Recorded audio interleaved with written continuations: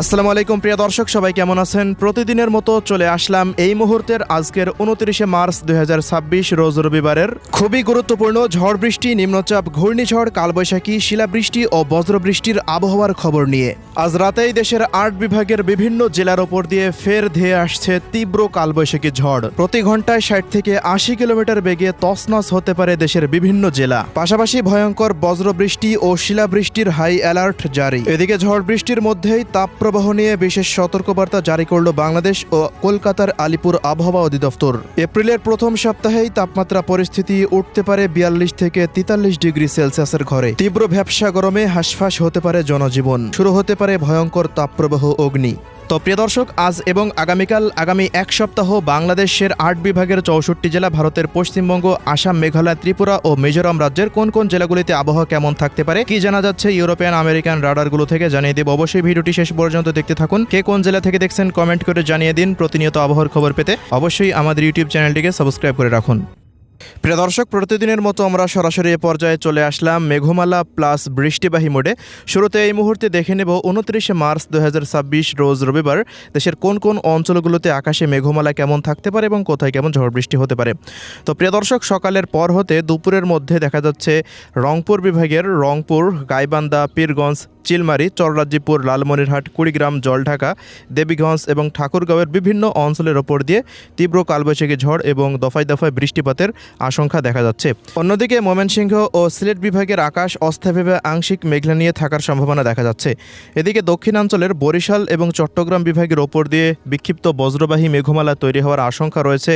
ওই মুহূর্তে বিকেল নাগাদ বা দুপুরের মধ্যে চট্টগ্রাম বিভাগের বেশ কিছু অঞ্চলে বিক্ষিপ্ত ঝড় বৃষ্টির সম্ভাবনা রয়েছে। বিশেষ করে চৌমোহনী, রায়পুর, হাজীগঞ্জ, লাকসাম, ফেনী, নোয়াখালী, লক্ষ্মীপুর, চাঁদপুরের এই অঞ্চলগুলো দিয়েই তীব্র কালবৈশাখী ঝড়ের আশঙ্কা রয়েছে। এদিকে ফটিকছড়ি, মানিকছড়ি, লংগদু, খাগড়াছড়ি, রাঙামাটি, বিলাইছড়ি, হাটহাজারী, চট্টগ্রাম, রাজস্থলী, রাওয়ানছড়ি, সাতকনিয়া, থানচি, কুতুবদিয়া, চকরিয়া এই সমস্ত অঞ্চলগুলোর ওপর দিয়ে তীব্র কালবৈশাখী ঝড় এবং কয়েক দফা বৃষ্টিপাতের আশঙ্কা রয়েছে 29শে মার্চ রবিবার। এবারে অন্যান্য অঞ্চলগুলোতে আকাশ মেঘলা নিয়ে থাকতে পারে, তবে এই মুহূর্তে বৃষ্টিপাতের তেমন কোনো সতর্কতা উঠে আসছে না রাডার থেকে।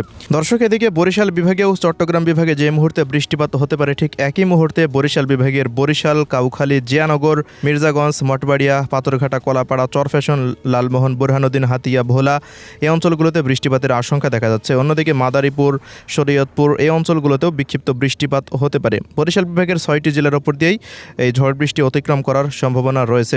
এদিকে খুলনা বিভাগের শ্যামনগর, মোংলা, বাগেরহাট, শ্রীকান্তপুর, এদিকে অভয়নগর এই অঞ্চলগুলোর ওপর দিয়েও বিক্ষিপ্ত ঝড় বৃষ্টি হতে পারে। মাগুড়া এবং শৈলকুপার ওপর দিয়েও দু এক অঞ্চলে বিক্ষিপ্ত মানের ঝড় বৃষ্টির আশঙ্কা করা যাচ্ছে রবিবার 29শে মার্চ। এবারে রাজশাহী বিভাগের অঞ্চলগুলোতে আকাশটা অস্থায়ীভাবে আংশিক মেঘলা নিয়ে থাকতে পারে, তবে এখন পর্যন্ত রাজশাহী বিভাগের কোনো জেলার ওপর দিয়ে তীব্র ঝড় বৃষ্টির সম্ভাবনা দেখা যাচ্ছে না। ভারতের পশ্চিমবঙ্গেরও কলকাতা থেকে শুরু করে উত্তর দক্ষিণ 24 পরগনা, পূর্ব পশ্চিম মেদিনীপুর, ঝাড়গ্রাম, পুরুলিয়া, বাঁকুড়া, হাওড়া, হুগলি, বর্ধমান, শান্তিপুর, উত্তর ও দক্ষিণ দিনাজপুর পর্যন্ত তেমন কোনো বৃষ্টিপাতের আভাস এই মুহূর্তে দেখা যাচ্ছে না। উত্তরবঙ্গের দার্জিলিং, জলপাইগুড়ি, আলিপুরদুয়ার, কোচবিহার, কালিম্পং, শিলিগুড়ি অঞ্চলগুলোতে তেমন কোনো বৃষ্টিপাতের আশঙ্কা এখন পর্যন্ত দেখা যাচ্ছে না। এদিকে শিলচর, মেঘালয়, ত্রিপুরা রাজ্যের আবহাওয়াটা অস্থায়ীভাবে আংশিক মেঘলা নিয়ে থাকতে পারে, তেমন কোনো ভারী বৃষ্টিপাতের আশঙ্কা নেই বললেই চলে। 30শে মার্চেও দেখা যাচ্ছে সারা দেশের আকাশটা অস্থায়ীভাবে আংশিক মেঘলা নিয়ে থাকতে পারে, শুষ্ক অবস্থায় থাকতে পারে আবহাওয়া। বেশ কিছু অঞ্চলে তাপপ্রবাহ বয়ে যাওয়ার আশঙ্কা রয়েছে। তবে দু এক অঞ্চলে রাত্রিকালীন সময়ে ঢাকা, বরিশাল ও চট্টগ্রাম, সিলেট, ময়মনসিংহ বিভাগের বিভিন্ন অঞ্চল জুড়ে তীব্র ঝড় বৃষ্টি হতে পারে। প্রিয় দর্শক, এই মুহূর্তে সারা দেশের ওপরে যে বৃষ্টি বলয়টি সক্রিয় হয়ে রয়েছে, বৃষ্টি বলয় রিমঝিম, এটি আগামী 31শে মার্চ দেখা যাচ্ছে যে ভারতের পশ্চিমবঙ্গের দিক থেকে শক্তিশালী রূপ নিয়ে রাজশাহী, এরপর ময়মনসিংহ, সিলেট এবং ঢাকা, খুলনা, বরিশাল ও চট্টগ্রাম বিভাগের ওপরে সর্বশেষ দফায় তীব্র ঝড় বৃষ্টি ঘটাতে পারে।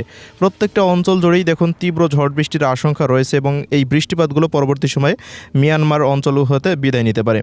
প্রিয় দর্শক, এবার এক নজরে দেখে নিন পরবর্তী 24 ঘন্টার সম্ভাব্য বৃষ্টিপাতের অঞ্চল। পরবর্তী 24 ঘন্টার মধ্যে সিলেট বিভাগের প্রায় সবকটি জেলার উপর দিয়ে তীব্র ঝড় বৃষ্টির আশঙ্কা দেখা যাচ্ছে। এদিকে ঢাকা বিভাগের দু এক অঞ্চল, বরিশাল ও চট্টগ্রাম বিভাগের প্রায় অধিকাংশ স্থানেই বিক্ষিপ্ত ঝড় বৃষ্টি হতে পারে। এবারে ভারতের পশ্চিমবঙ্গ এবং রাজশাহী এবং খুলনা বিভাগের প্রায় অধিকাংশ স্থানেই বৃষ্টি মুক্ত অবস্থায় থাকার সম্ভাবনা দেখা যাচ্ছে। পশ্চিমাঞ্চলের ওপর দিয়ে আস্তে আস্তে তাপপ্রবাহ সক্রিয় হয়ে ওঠার সম্ভাবনা দেখা যাচ্ছে। এরপরেও বিভিন্ন অঞ্চলে আকস্মিক ঝড় বৃষ্টি হতে পারে, তবে আকস্মিক ঝড় বৃষ্টির আপডেট রাডার থেকে দেখা যায় না, এজন্য আমরা সেটি জানাতে পারছি না। তো দর্শক, এবার সর্বশেষ জানিয়ে দিচ্ছি তাপমাত্রা পরিস্থিতি। আগামী 1 এপ্রিলের পর থেকে দেশের মধ্যে সক্রিয় হয়ে উঠতে পারে শক্তিশালী তাপপ্রবাহ অগ্নি। ওই তাপপ্রবাহ হতে ঢাকা বিভাগের প্রায় অধিকাংশ জেলার উপর দিয়ে তাপমাত্রা প্রায় 42 ডিগ্রি সেলসিয়াস পর্যন্ত উঠে যাওয়ার সম্ভাবনা রয়েছে, অর্থাৎ তীব্র ভ্যাপসা গরম অনুভূত হতে পারে ঢাকা বিভাগে।